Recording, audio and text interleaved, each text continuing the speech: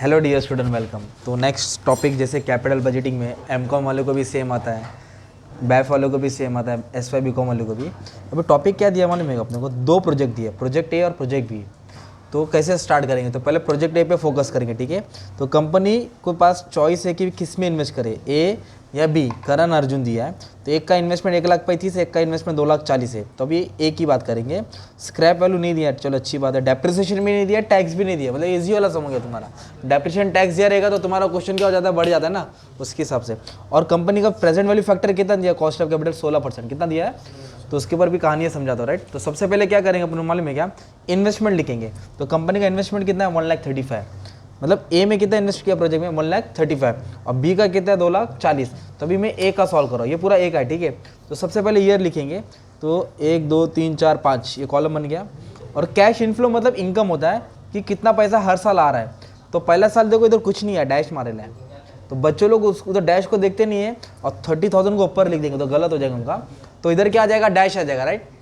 फिर दूसरा साल कितना है, 30 1 32 84 30 32 84 ये लिख दिया हमने, राइट।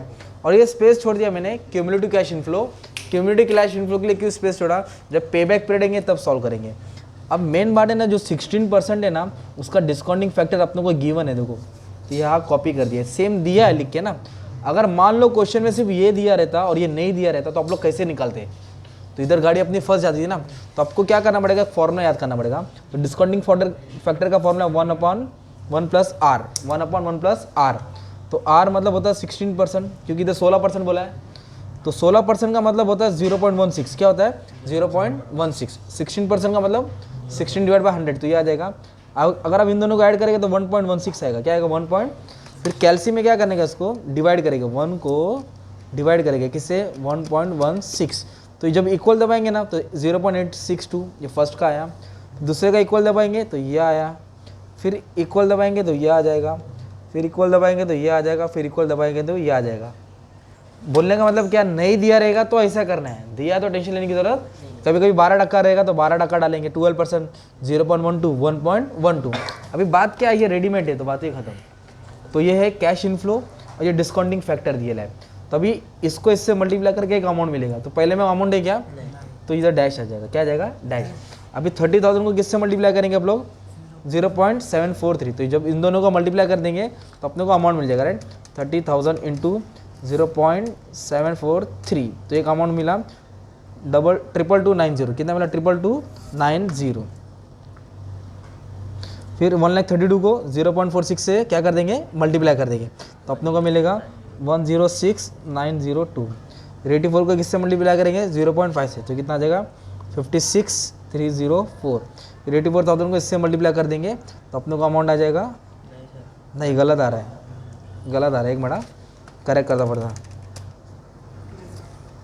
81,32, चलो नो प्रॉब्लम। 84,612 आएगा। कितना आएगा इसका, 84। फिर 84,000 को इससे मल्टीप्लाई कर देंगे तो आपको आ जाएगा अमाउंट 46,368। तो कैलसी से अच्छे से मल्टीप्लाई कर देना। फिर 84 को किससे मल्टीप्लाई करेंगे, 0.476, तो मल्टीप्लाई करके कितना आ जाएगा, 39,984। तो ये चारों का भी टोटल लेके हम लोग को यहाँ लिखना पड़ेगा। कि यहाँ लिखना पड़ेगा टोटल प्रेजेंट वैल्यू में। तो चारों का फटक से टोटल कर देंगे, 90 प्लस 46,368 प्लस 39, तो ये आ गया 1,93,254। ये हो गया तुम्हारा टोटल प्रेजेंट वैल्यू। अब अपना सवाल आता है ये नेट प्रेजेंट वैल्यू। इधर बोला है नेट प्रेजेंट वैल्यू ढूंढो, प्रॉफिटेबिलिटी इंडेक्स ढूंढो, और एक बोला है, मैं अपने मन से डाल रहा हूँ, पे बैक पीरियड। क्या ढूंढने का है, पे बैक पीरियड। तो सबसे पहले नेट प्रेजेंट वैल्यू का क्या फॉर्मूला है, total present value minus investment. तो टोटल प्रेजेंट वैल्यू मतलब जो इसका टोटल आया, और हमने इन्वेस्टमेंट कितना किया था, 1,35,000, और 5 साल के बाद इसकी वैल्यू कितनी हो रही है, 1,93,000, मतलब ज़्यादा हो रही है, तो अच्छी बात है, मतलब ये पॉजिटिव आंसर है। तो 1,93,254 लिखेंगे। टोटल प्रेजेंट वैल्यू कितना है, 1,93,254 माइनस इन्वेस्टमेंट। इन्वेस्टमेंट को बोलते हैं आउटले, जो पैसा बाहर गया, कैश आउटफ्लो बोलते हैं इसको। तो 1,35,000 से क्या कर देंगे, माइनस कर देंगे। तो माइनस करने के बाद जो भी तुम्हारा आंसर आएगा, मान लो 58,254, ये तुम्हारा क्या हो गया, नेट प्रेजेंट वैल्यू। क्या हो जाएगा, और प्रॉफिटेबिलिटी इंडेक्स मेथड में क्या करेंगे, माइनस नहीं करेंगे, डिवाइड करेंगे। क्या करेंगे, तो टोटल प्रेजेंट वैल्यू मतलब ये वाला अमाउंट 193,254। इसको किससे डिवाइड करेंगे? इन्वेस्टमेंट कितना किया था? 1,35,000। तो जैसे इसमें माइनस किया ना नेट प्रेजेंट वैल्यू में, तो इन दोनों को प्रॉफिटेबिलिटी इंडेक्स में क्या कर देंगे? डिवाइड कर देंगे। जब डिवाइड करेंगे ना आपको आंसर किस में आ रहा है मालूम है? 1.43 आ रहा है, मतलब ये 1 से ज़्यादा है।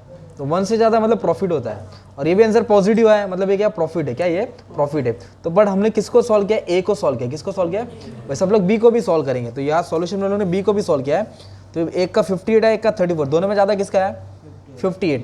तो ए वाला प्रोजेक्ट एक्सेप्टेबल है, और दोनों में किसका वैल्यू ज़्यादा है? देखो प्रॉफिटेबिलिटी इंडेक्स में एक 1.43 है, एक 1.15। तो ए वाला ज़्यादा है ना, मतलब कौन सा प्रोजेक्ट सिलेक्ट करना चाहिए दोनों में से? ए वाला प्रोजेक्ट, क्योंकि इसमें रिटर्न ज़्यादा है, प्रॉफिट ज़्यादा है। तो अभी आपको और एक मेथड सिखा रहा हूँ, ये है नेट प्रेजेंट वैल्यू, ये है प्रॉफिटेबिलिटी इंडेक्स। और एक मेथड कौन सा अपना मालूम है क्या? पे बैक पीरियड मेथड। कौन सा है? तो पे बैक पीरियड मेथड के लिए क्या करना पड़ेगा मालूम है अपने को? एक कॉलम एक्स्ट्रा बनाना पड़ेगा तुमको, एक कॉलम क्या करना पड़ेगा? एक्स्ट्रा बनाना पड़ेगा। तो ये जो कैश इनफ्लो है ना, उसको टोटल निकालना पड़ेगा, उसको बोलेंगे क्यूमुलेटिव। क्या बोलेंगे? तो पहले तो डैश मारना पड़ेगा, क्योंकि कुछ नहीं था। ये 30,000 यहाँ लिख दो बाजू में, सेम लिखने का, ठीक है। अब ये 30 को ये वाला अमाउंट ऐड करेंगे, तो कितना आएगा? 162। फिर 162 को क्या ऐड करेंगे? 84। 162 को क्या ऐड करेंगे? 84,000। तो आएगा 2,46,000। कितना आएगा? 2,46,000। अब 246 को ऐड क्या ऐड करेंगे? 84। 246 को क्या ऐड कर रहा हो? 84। तो ये हो गया तुम्हारा क्यूमुलेटिव, मतलब जो इनफ्लो है उसका टोटल लिया है, इसलिए मैंने स्पेस छोड़ दिया था, ठीक है। और हम लोग क्या सॉल्व कर रहे हैं? पे बैक पीरियड, है ना। तो पे बैक पीरियड का मतलब होता है कितने साल में पैसा वसूल हुआ। अगर मैं एक सिंपल क्वेश्चन बोलूँ, मान लो तुमने किसी को 1 लाख दिया है, वो हर साल बंदा 20,000 दे रहा है तुमको। तुमने 1 लाख दिया है, वो हर साल कितना दे रहा है? 20,000। तो तुम्हारा पैसा 5 साल में आ जाएगा, लमसम 5 साल आ जाएगा ना। पर इधर वैसा नहीं दिया है, तब इसमें क्या करने का? इसमें अपने को ढूंढना पड़ेगा कितना टाइम जाएगा। तो अपना इन्वेस्टमेंट कितना था मालूम है? 1,35,000। इन्वेस्टमेंट कितना था?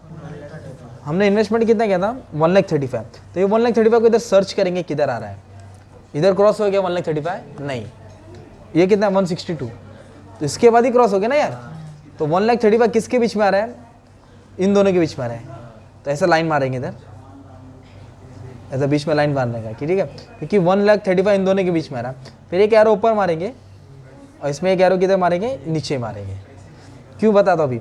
तो पे बैक पीरियड में क्या लिखेंगे? अब इसको काउंट करो कितना साल हो गया? 1 साल, 2 साल, देखो ना ये 1 साल है ना यार, 1 साल 2 साल, तो इधर लिखेंगे 2। क्या लिखेंगे? 2। अगर 3 साल रहता, इधर लाइन आता तो 1 2 3 रहता, तो 2 साल तो लगेगा ही, और कुछ महीना लगेगा। तो कितना महीने लगेगा उसको सॉल्व करेंगे। तो इधर माइनस डालना है। अब इधर क्या आएगा? एक अमाउंट आएगा। तो इधर कौन सा अमाउंट आएगा? इन्वेस्टमेंट का अमाउंट आएगा। कौन सा आएगा? इन्वेस्टमेंट कितना क्या था? इधर लिखेंगे। माइनस से किससे करेंगे? ऊपर वाले अमाउंट से, ये दिख रहा है एरो, ये वाला अमाउंट से क्या करेंगे? माइनस करेंगे प्रीसीडिंग से। और डिवाइड किससे करेंगे? इससे 1/32 से। तो इसके लिए मैंने एरो मारा था ना यार।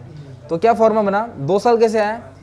1 साल 2 साल प्लस किया ओरिजिनल इन्वेस्टमेंट, क्या लिखेंगे? 1,35,000 का था। और माइनस किससे करेंगे हम लोग? ऊपर वाले से। और डिवाइड किससे करेंगे? नीचे वाले से। तब जब इसको सॉल्व करेंगे तो आपको आंसर आएगा, इन दोनों का माइनस किया तो 1,05,000 डिवाइड बाय 1,32,000, कितना हो जाएगा? 1,32,000। तो पहले इसको आप डिवाइड करेंगे, ओके। 1,05,000 डिवाइड बाय 1,32,000, तो आया 0.79 आया, 0.795। अब इन दोनों को ऐड करेंगे ना, 2.795 ईयर्स, मतलब 2 साल कुछ महीना लगेगा, 2 साल और कुछ महीना लगेगा इन्वेस्टमेंट को रिकवर करने के लिए। उसको बोलते हैं पे बैक पीरियड। क्या बोलते हैं उसको? पे बैक पीरियड। तो एक था तुम्हारा नेट प्रेजेंट वैल्यू, जिसमें माइनस करने का है। प्रॉफिटेबिलिटी इंडेक्स में क्या करेंगे? डिवाइड करेंगे। और पे बैक पीरियड में ऐसा सॉल्व करना पड़ेगा, ये सीन करना पड़ेगा ना। तो इस तरह का तुम्हारा अच्छा खासा सम हो गया है, और भी सम अपलोड है। फिर आपको ना एग्जाम में 2 पेज में इसको भी सॉल्व करना पड़ेगा, प्रोजेक्ट बी को भी सॉल्व करना पड़ेगा, और दोनों को कंपैरिजन में लास्ट में लाइन लिखने का पड़ेगा कि project A is more profitable than project B करके, वो स्टेटमेंट कंपलसरी, ठीक है। Thank you.